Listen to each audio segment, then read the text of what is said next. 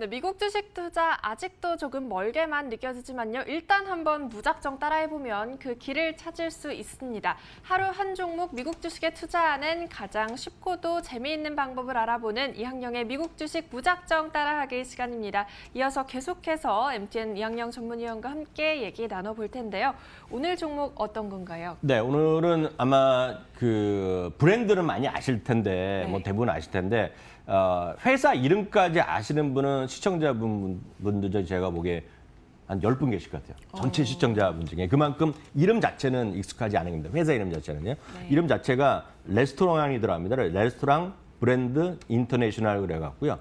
코드로 보면, 심볼로 보면 QSR인데요. 네. 이 QSR이 이름은 모르지만 이 안에 속해 있는 대표적인 것에 한 3개가 있는데 그중에 또 브랜드 여러분 2개는 아실 겁니다. 그것이 바로 맥도날드의 영원한 라이벌 버거킹이 네. 들어가 있고요. 우리나라에서는 별로 인기 없지만 해외에서는 여전히 인기 있는 파파이스 브랜드가 여기 들어가 있고요. 티몰튼이라는 커피 체인점이 여기 들어가 있는 등을 갖고 있는 지주회사가 바로 QSR, 레스토랑 브랜드라는 회사가 되겠는데요. 이게 언제 생겼냐면 2014년에 생겼습니다. 그 회사 자체 지주회사인데요. 네. 물론 버거킹 오래됐죠.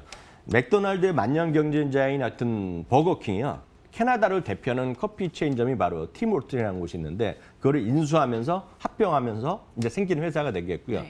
그때 이제 실제로 보면 미국 브랜드가 캐나다 회사를 인수한 거라서 당연히 미국에 있어야 되는데 본사가 그것 때문에 약간 이슈가 있었는데 토론토에 지금 본사를 옮겨놨습니다. 그래서 이제 각종 세금 때문에 좀 갔다 뭐 그런 비판적인 시각도 있었지만 네. 주주 입장에서 보면 세금을 덜 내는 것도 그런 역할을 한 것도 분명히 재료로서 네. 가치가 있거든요, 주주로서.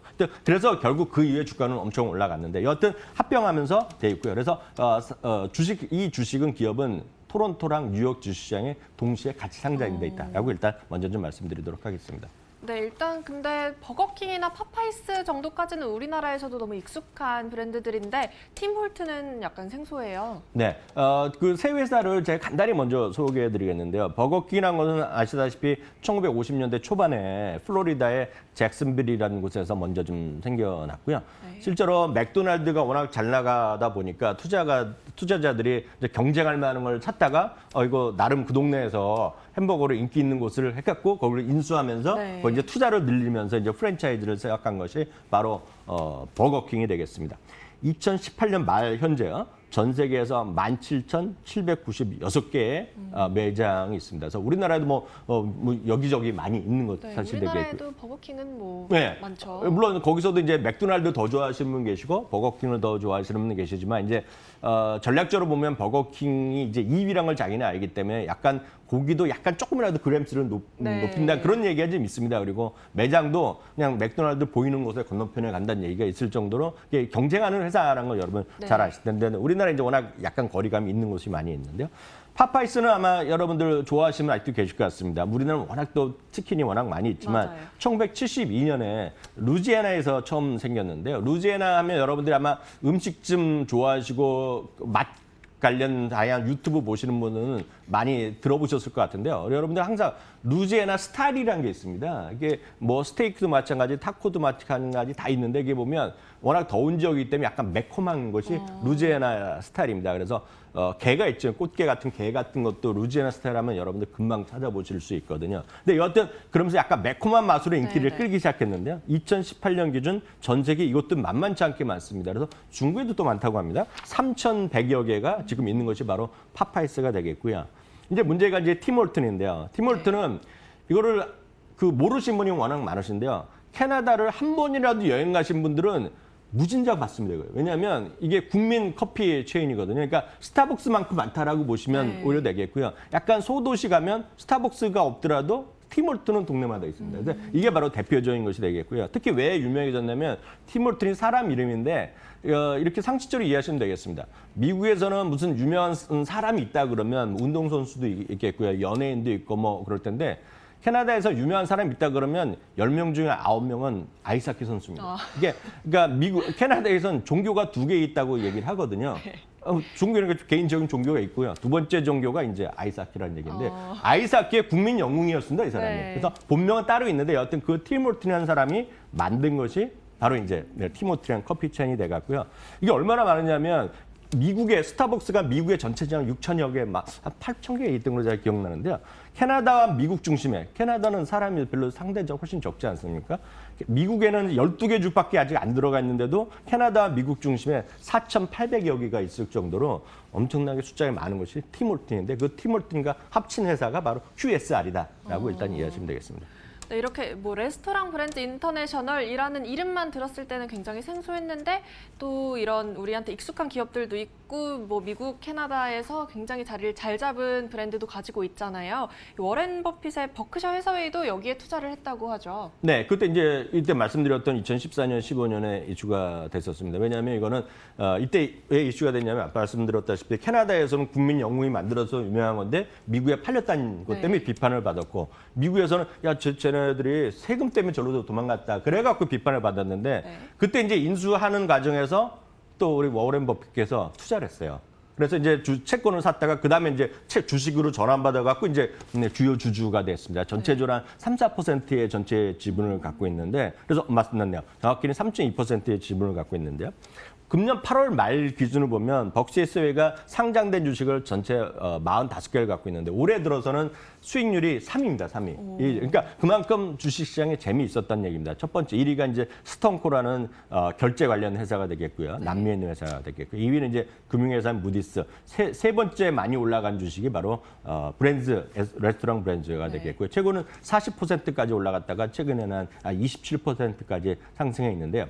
오늘 제가 이제 맥도날드 할 때도 말씀드렸지만 지금 이런 주식 그리고 스타벅스랑 똑같은 기본이 하나 있습니다. 그래서 저는 이게 우리나라에서도 장기적으로 이런 게 좀 같은 트렌드라 보여드리겠는데요. 지금 레스토랑 주가가 올해 다 올라갔습니다. 웬만한 레스토랑. 근데 레스토랑도 지금 패스트푸드 같은 레스토랑은 주가 올라갔는데요. 전통적인 레스토랑 주식은 재미가 없어요, 올해. 이게 이제 핵심이 되겠는데 이게 보면 밀레니얼이라든가요. Z세대들이 외식을 좋아하긴 좋아하고 경제적 소비를 증가하는 것이 주요 요인인데 치폴레 가보셨어요? 치폴레? 네. 예. 치폴레 이제 가보신 분은 아시겠지만 치폴레도 이제 멕시칸 레스토랑을 올해 사상 최고가로 갔는데 말이 레스토랑이지 이게 가만히 앉아서 주문하고 기다리는 것이 아니라 여러분들 카페테리아나 학교 같은 데 보시면 조금 물건 받고 바로 나중에 결제하고 끝나지 않습니까? 그런 게 된다는 겁니다, 지금이요. 그래서 미국에서 한번 제가 통계란 걸 받고 있는데 보통 사람들한테 기다려갖고 주문 와서 물건 와서 고급스럽게 뭐 1시간 앉아서 2시간 먹는 영화에서나 드라마 미드에서 나오는 거 있죠? 그런 게 장사 안 된다는 겁니다, 지금은. 지금 되는 거는 혹시 그런 데 가더라도 6분 안에 음식이 나야 된다는 겁니다. 바쁘게 살기 때문에 미국 젊은이들도 6분 안에 빨리 모든 것이 결제까지 끝나서 먹기 시작해야 되는 건데 치폴레 이런 것도 기다리긴 기다리는데 줄을 쓸 뿐이거든요. 자면 자기가 주문하고 나서 나올 때 바로 계산하고 나와서 바로 먹기 때문에 길게 줄 서는 레스토랑이 아니라 빨리빨리 먹을 수 있는 그런 레스토랑이 되는 것이 되겠고요. 그런 관점에서 치폴레나 지금 스타벅스, 맥도날드 그리고 QSR 이런 것들이 지금 올해 주가 다 많이 올라간 기본적인 요인이 바로 밀레니얼과 Z세대들의 세상 트렌드의 변화다라고 보셔야 되겠고요. 물론 우리나라는 아직 그런 게 별로 없지만 우리나라도 그런 것들이 만약 상장까지 되고 막 그렇게 되면 저는 그런 주식들에 여러분들 관심 가지면 좋을 것 같네요.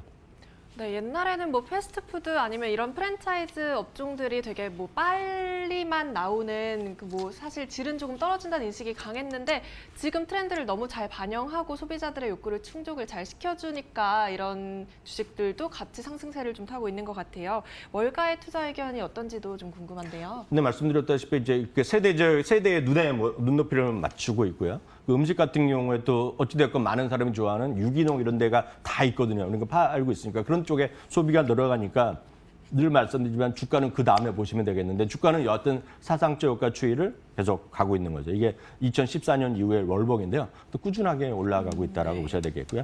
월가에서는 전체 17명이 의견을 주고 있는데요. 14명이 매수 의견, 3명이 보유하면서요.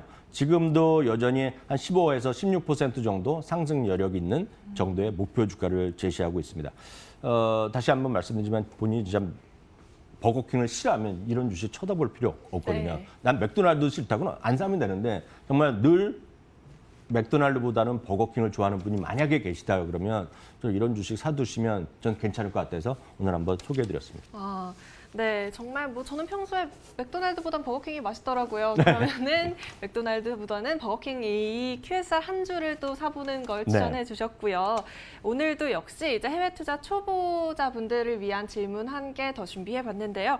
이제 해외 투자에 눈을 돌리기 시작하면은 미국 주식이 제일 대표적이긴 하지만 중국도 굉장히 급성장하고 있는 시장이고 또 한편에서는 뭐 신흥국 시장이 앞으로 엄청 많이 뜰 거야 이런 추천도 많이 해주는데 꼭 이 미국 주식을 해야 한다라고 추천해 주실 만한 이유가 뭐가 있을까요? 네, 저는 뭐 미국이 무슨 최선이다 그런 생각은 태어나서 한 번도 한 적이 없어요. 다만 이제 늘 말씀드리지만 분산 투자를 하시는 것이 필요하다라는 관점이죠. 그러니까 그 시장에 대부분의 투자가들 방송 보시는 분들이 100을 투자한다 그러면 좀 100을 지금 한국 주식을 하신 분이 거의 대부분이죠. 실제로 보면 문제는 100 이상을 하기 때문에 문제거든요. 맞아요. 각종 다양한 레버리지를 하거나 대출 이렇게 해서 하기 때문에 그 이상하니까 문제인데요. 그래서 단 이라도 해외 분산 투자를 해야 되는 건데 그런 관점에서 중국도 분명히 좋은 대안이 될 수 있습니다. 마찬가지로 그렇다고 해서라도 중국만 다 해서 그것도 안 된다고 보고 있는데 다만 딱 한 가지는 문제가 있죠. 본인께서 중국말도 어느 정도 좀 하고 있고요. 그러니까 중국말도 보시면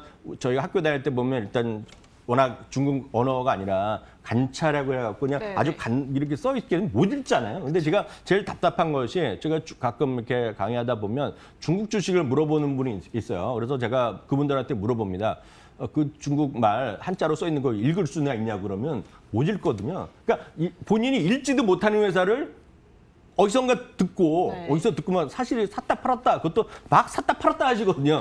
그래서 손에 닿았다는 얘기하는데 모르겠습니다. 그건 각자 판단하셔야 되겠는데 저는 그렇게 해서 돈을 버는 분이 저는 뭐 그 0.1%도 안 된다고 보고 있거든요. 그렇기 때문에 좀 아시는 기업 위주로 하셔야 될 것 같고요. 뭐냐면 해외 기업들은 특히 동남아나 이런 쪽 가면 영어로 된 재무제표를 공개하는 것도 별로 없어요. 중국 웬만한 큰 기업들은 하는데 그걸 어떤 뭔가 정보를 알아볼 수 있는 것들이 별로 안 나타나 있고요. 특히 하나만 더 말씀드리면 우리나라만 해도 엄청 발전돼 있는 나라거든요. 실제로 중국이나 동남아 이런 쪽에 이제 일부 국가 보면 독재하는 국가, 그리고 중국은 이제 아직 공산당 국가, 베트남도 공산당 국가 아닙니까? 그러면 여러분도 아시겠지만 엄청 유명한 기업인데 어느 날 갑자기 이유도 모르고 갑자기 거래가 정지가 6개월 되는 경우가 왕왕 있었거든요. 그러니까 이유도 모릅니다. 알고 보니 그 사람이 지금 대표가 좀 잡혀가서 몇 달 있었다. 이런 얘기 하는 거를 큰 회사 그런 게 있었던 거 하면 여러분 검색하면 나올 텐데요. 그게 뭐냐면 투명성이 부족한 기업이 많이 있거든요. 그래서 나쁘다는 것이 아니라 그런 것도 하시겠지만 좀 비중을 중국을 일하시면 미국을 제가 봤을 때 10하는 게 맞다 이렇게 말씀드리고 싶습니다. 네, 절대적이진 않지만 사실 언어도 저희가 미국 주식 이 무작정 따라하기 거의 첫 시간쯤에 이 영어 못하는데 괜찮을까요? 이 질문 드렸었잖아요. 영어를 잘하고 못하고가 절대적으로 중요한 부분은 아니지만 아무래도 중국 주식에 투자하기에는 중국어의 장벽이 조금 더 있다고 보시는 것 같고 이제 투명성이나 다른 변수들이 조금 더 많기 때문에 좀 뭐 비중을 생각했을 때 미국 주식에 조금 더 많이 투자하시는 게 좋겠다고 말씀해 주셨습니다. 오늘 QSR을 비롯해서 여러 가지 이야기들 나눠봤고요. 지금까지 MTN 이학영 전문위원과 함께 미국 주식 무작정 따라하기 시간 가져봤습니다. 고맙습니다.